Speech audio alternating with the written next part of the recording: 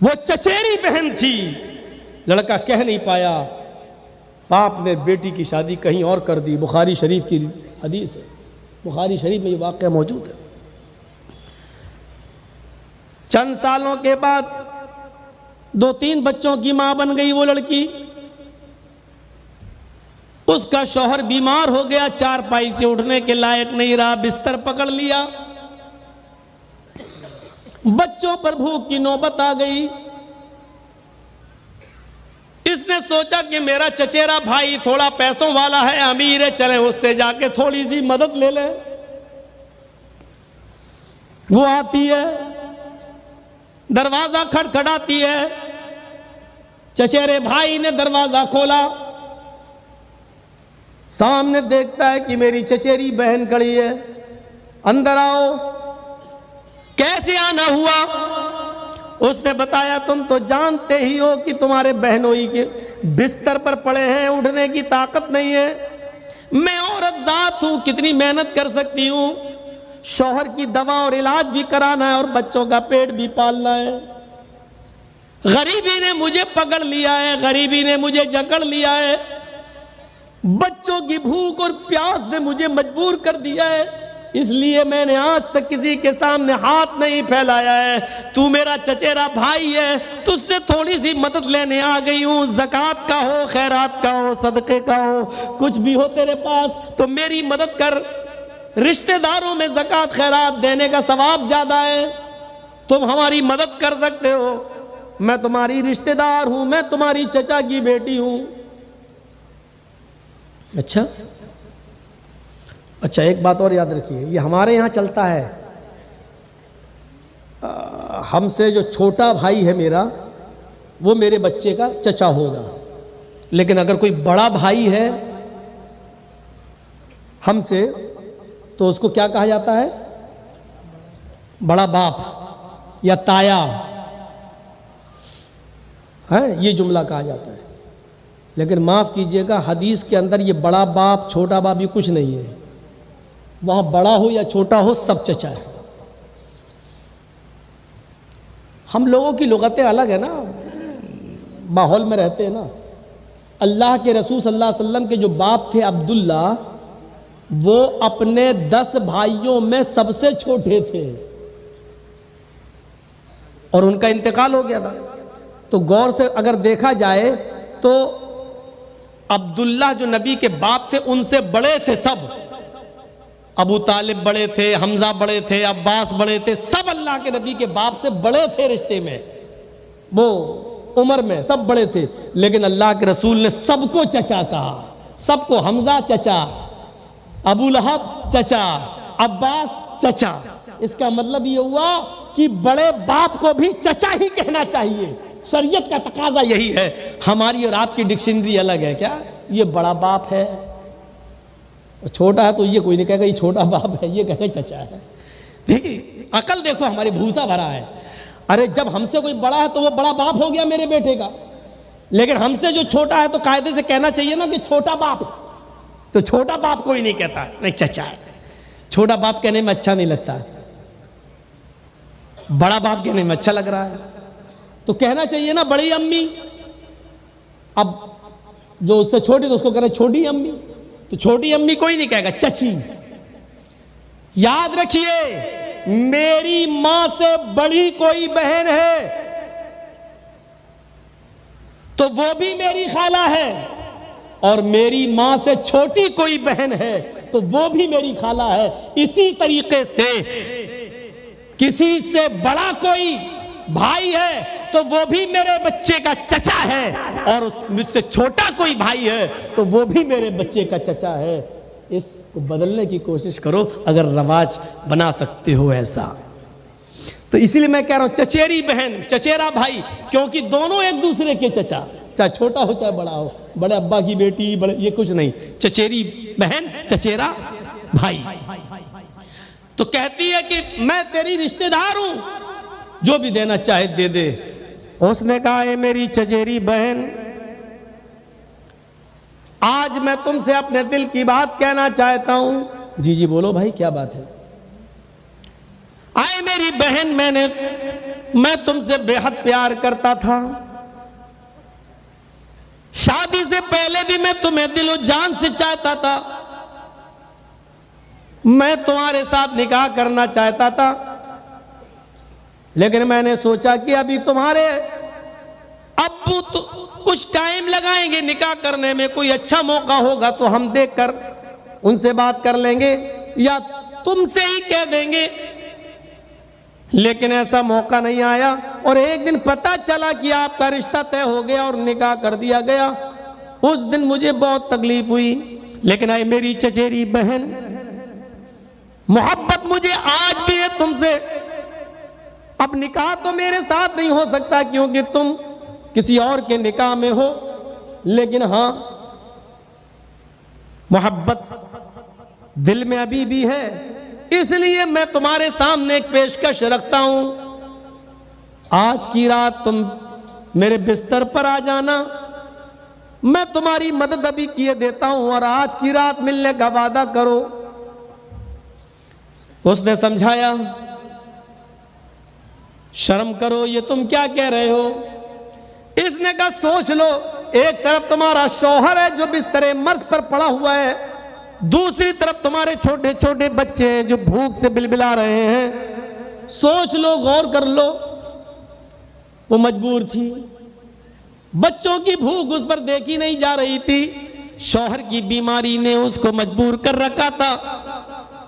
थोड़ी देर के बाद उसने इस बात में अपना सर हिला दिया, जैसी तुम्हारी मर्जी, लेकिन अभी मेरी मदद कर दो, मैं अपने बच्चों को कुछ खिला दूं और अपने शौहर के लिए कुछ दवा ले लूं। उसने कुछ दिरहम उस लड़की को, अपनी चचेरी बहन को दे दिए। कहीं जिक्र है 60 दिरहम दे दिए। ये लड़की उससे वादा करके चली आई, आधी रात गुजर जाने के बाद मैं तेरे बिस्तर पर आ जाऊंगी। मजबूर थी, चली आई, अपने शौहर के लिए दवा का इंतजाम करती है और अपने बच्चों के लिए खाना ना बनाती है, तैयार करती है, खाना खिलाती है, शौहर को सुलाती है। देख लिया कि बच्चे बेहोश पड़े हैं, शौहर भी गहरी नींद में बीमार है, जो दवा खाया है अब सुबह से पहले उसकी आंख नहीं खुलेगी। दिल पर पत्थर रखती है और फिर चल देती है कि मैंने जो वादा किया था अपने वादे को पूरा कराऊं, शायद फिर कभी जरूरत पड़ जाए पैसे की, दिरहमो दीनार की, तो वही मेरे काम आएगा। दरवाजे को दस्तक देती है, उसको तो नींद ही नहीं आ रही थी, वो तो इंतजार में बैठा ही था। दरवाजा खोला, उसने फौरन हाथ पकड़कर उसको अंदर खींच लिया और फिर दरवाजा लगाया और फिर वो उसके करीब आकर कहता है, आओ इस बिस्तर पे आओ, तुमने आने में कुछ ताखीर कर दी। ये बेचारी खड़ी है, थर्रा रही है, ये कहता है कि इधर आओ, ये कांप रही है। इसने कहा जब तुम सुबह आई थी तो तुम्हारी ये हालत नहीं थी और अब तुम कांप रही हो, थर्रा रही हो। अरे अभी से कांपोगी, थर्राओगी तो आगे का मरहला कैसे तय होगा। अभी तो हमें और तुम्हें आज की रात हमें तुम्हारे साथ, तुम्हें मेरे साथ गुजारना है, आगे के मरहले भी तो तय करना है। ये तुमने अपनी क्या हालत बना ली है। वो डरती जा रही है, उसके चेहरे का रंग बदलता जा रहा है, सुर्ख होता जा रहा है। जब देखा कि वो अपनी जगह पर खड़ी है तो ये उसकी तरफ बढ़ता है और उसका हाथ पकड़कर कहता है, आओ ना, चलो ना बिस्तर पर। जैसी उसने उसका हाथ पकड़ा, इस लड़की ने अपने चचेरे भाई का हाथ हटाते हुए कहा, इत्तक़िल्लाह या बनाम। बुखारी के अल्फाज, इत्तक़िल्लाह या बनाम। आए मेरे चचा के बेटे, आए मेरे भाई, या बनाम, आए मेरे चचा के बेटे, आए मेरे भाई, इत्तक़िल्लाह, अल्लाह से डर जा। या बनाम, इत्तक़िल्लाह, आए चचा के बेटे, अल्लाह से डर जा। तू उस हद को क्रॉस करने जा रहा है जो तेरे लिए हलाल नहीं है। तू उस मोहर को तोड़ने जा रहा है जो तेरे लिए जायज नहीं है। आए मेरे चचा के बेटे, तेरी इस बहन ने आज तक किसी गैर मर्द को नजर उठाकर नहीं देखा।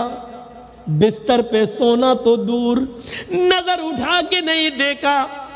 मेरी मजबूरी मुझे तेरे पास खींच के लाई। एक रात के चंद लम्हों के इंजॉय के लिए, लज्जत के लिए मेरी पूरी जिंदगी की इबादतों पर पानी मत फेर। आए मेरे चचा के बेटे, अल्लाह के अजाब से डर जा, जहन्नम की आग से डर जा, कब्र के अजाब से डर जा। आए मेरे चचा के बेटे, अल्लाह का खौफ अपने दिल में पैदा कर। सिर्फ एक ही जुमला बोला, इत्तक़िल्लाह, अल्लाह से डर। अल्लाह अल्लाह निकलते ही कांप गया।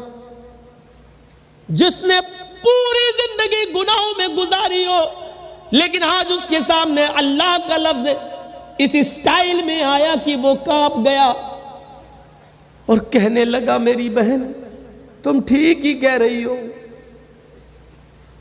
तुम तो एक काम पर, और वो भी अभी किया नहीं है, तुम तो एक गलत काम पर, हालांकि अभी वो तुमने किया भी नहीं है, इतना डर रही हो। हाय मेरी तो सारी जिंदगी गुनाहों में चली गई, मेरी तो सारी जिंदगी गुनाहों में मुलव्वस हो गई। तुम तो एक काम पर इतना डर रही हो, हालांकि वो काम अभी तुमने किया भी नहीं है। इतना डर रही हो, कांप रही हो, मुझे कितना डरना चाहिए। आए मेरी बहन, जा जा, वो मैंने 60 दिरहम तुझ पर छोड़ दिए, और जरूरत हो तो और ले जाना। जा, मैं तेरे साथ अब गलत काम का इरादा नहीं रखता। कहने लगी, क्या ये मेरा वही भाई बोल रहा है जो अभी मेरे जिस्म के साथ खेलना चाहता था? हाँ मेरी बहन, ये तेरा वही भाई बोल रहा है। तू जा सकती है, मजबूरी हो तो फिर चले आना, मैं तेरी और मदद कर दूंगा। वो जाने लगी, दरवाजे के करीब पहुंचती है, जाने लगी, पीछे मुड़कर अपने भाई को फिर देखती है, कहती है मैं जा रही हूं। इसने फिर मुड़कर कहा, आए मेरी बहन जाओ, लेकिन एक गुजारिश है तुमसे। का क्या? कल कयामत के दिन जब अल्लाह मेरा हिसाबो किताब ले और मेरे नामे आमाल में गुनाह ही गुनाह हो, और फरिश्ते को हुक्म दे दे इस गुनाहगार इंसान को जहन्नम के अंदर फेंक दो, क्योंकि अपने नामे आमाल में कोई नेकी लेकर नहीं आया है, और जब मुझे फरिश्ते घसीटते हुए जहन्नम में डाल रहे हो, तो आए मेरी बहन, उस वक्त मेरे रब के सामने इतनी गवाही दे देना, क्या अल्लाह ये मेरे साथ भी गुनाह करना चाहता था, लेकिन जब मैंने तेरा नाम लिया, अल्लाह से डर जा, तो इसने तेरे खौफ से मेरे साथ जिना नहीं किया, मेरे जिस्म के करीब नहीं आया। अगर मेरे साथ जिना से बचाने वाला इसको कोई चीज थी तो वो तेरा डर था, तेरा खौफ था, तेरा खशियत थी, तेरा डर था। बस इतनी गवाही दे देना, शायद तेरी गवाही से अल्लाह को रहम आ जाए और वो मुझे बख्श दे। ये कहकर उसको रुखसत कर दिया। पूरा वाकया बयान करने का मकसद सिर्फ इतना है कि पूरी ज़िंदगी गुनाहों में गुजरी थी उसकी, और जिना के करीब। और याद करो, जिसने पूरी रात दिमाग ही बना लिया हो कि अभी आती होगी, जहन बना चुका हो कि हम उससे मिलेंगे, आज दो जिस्म और एक जान होंगे, और ऐन मौके पर उसके अरमानों पर पानी फेर दिया जाए और ये कह दिया जाए कि अल्लाह से डर जा, क्या बीती होगी। लेकिन अल्लाह का खौफ उसको कैसा था कि फौरन उसने कह दिया, जा, मैंने तुझे नजरअंदाज कर दिया। इत्तक़िल्लाह, अल्लाह से डर, ये जुमला जैसी उसके अंदर आया, सुना, कांप गया और थर्रा गया। इन्नमल मुमिनून अल्लज़ीना इज़ा ज़ुकिरल्लाहु वजिलत कुलूबुहुम, काफ़ी है। 3 वाक़े, जब अल्लाह का नाम आ जाए तो उनके दिल कांप जाते हैं और थर्रा जाते हैं।